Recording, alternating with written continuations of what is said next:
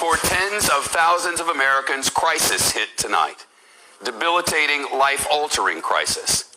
October 1, furlough day for 30,000 workers at United and American Airlines. We'll meet some of them in a moment. For the air carriers, movie and hotel chains, restaurant and entertainment groups, and mom and pop stores from town to town across. The reality is stark tonight. After 6 months of hanging on and government relief nowhere in sight, too many businesses can hang on no longer, and they've decided their employees have to go. Furloughs at Marriott, Hilton, Uber, and more. That's on top of the 28,000 we heard about from Disney this week. Last week, the Labor Department reports close to 800,000 Americans lost their jobs. The previous week, even more than that. And since COVID, 60 million people have filed for unemployment insurance. 60 million. That is not just a number. Those are our friends and our neighbors trying to pay the bills in the rolling crisis that is COVID-19. They're the victims. Ask the government for help. All right, Congress, let's seal the deal. Let's pass a COVID relief package. Ali Malice is one of 33,000 airline workers being furloughed today. I love my job. She found her calling in the air and built a life around it. But 6 years after she boarded her first flight for American, the paychecks just stopped. Will you wait for a callback, even if it's years? I guess I'll wait for a callback.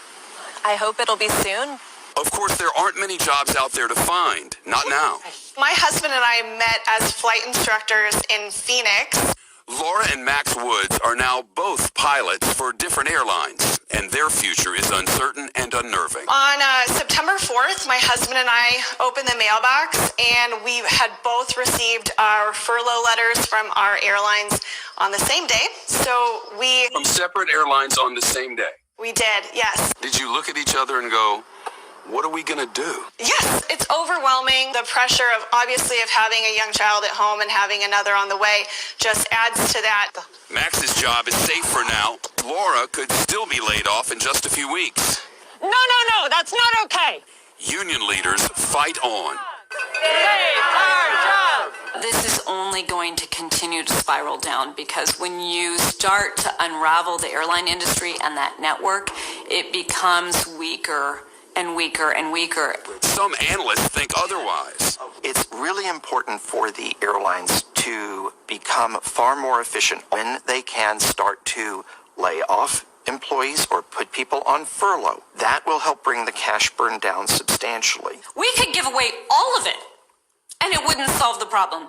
Imagine that 750,000 workers working for free would not take care of the problems in the airline industry right now. The challenge is ongoing, but brand new for Ali Malice, who, like tens of thousands of other airline workers, has a simple message for Congress tonight. Set the political games aside. Help us. Well, both sides say they want to. The House is on track to vote tonight on what they're calling a stimulus bill, but think about it. It's disaster relief. Victims who did nothing wrong need help. Disaster relief. A live report on whatever Congress is doing coming up before we hit a commercial break. Word today that half of New York City's bars and restaurants may be wiped out permanently in the next 6 months. That's from New York State's chief financial officer. Think of it, 14,000 bars and restaurants just gone. Some of my favorites already are. Crispo was an Italian gem on 14th Street. Daddio served great burgers till 4 a.m. No more. A new government report on the city's troubles is out today. Most bars and restaurants here are small businesses with fewer than 20 employees, and more than half of the workers are immigrants, making on average about $34,000 a year.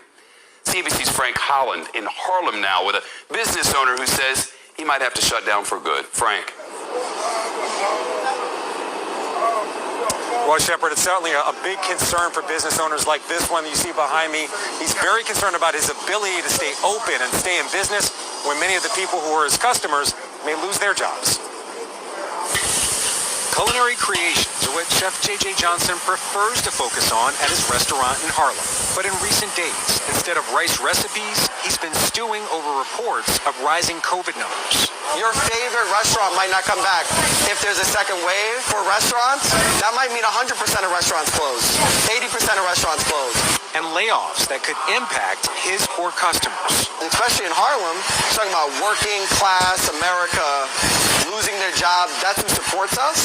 If they don't have a job, we won't be open. It's just that simple. Small business owners across the nation under pandemic pressure. According to Yelp, from April to September, permanent business closures, they increased by 165%. Amar Espinoza is a bartender who has seen his income fall sharply because of fewer tips.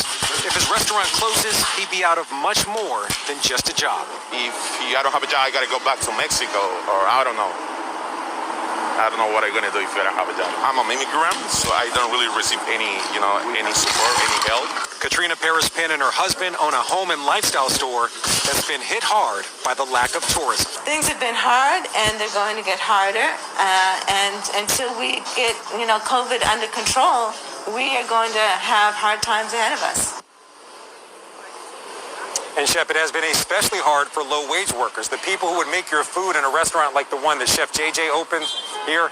According to the Pew Research Center, nearly half of them have lost their job or had to take a pay cut during the pandemic. Frank Holland, Uptown in the big city. Shepard Smith here. Thanks for watching.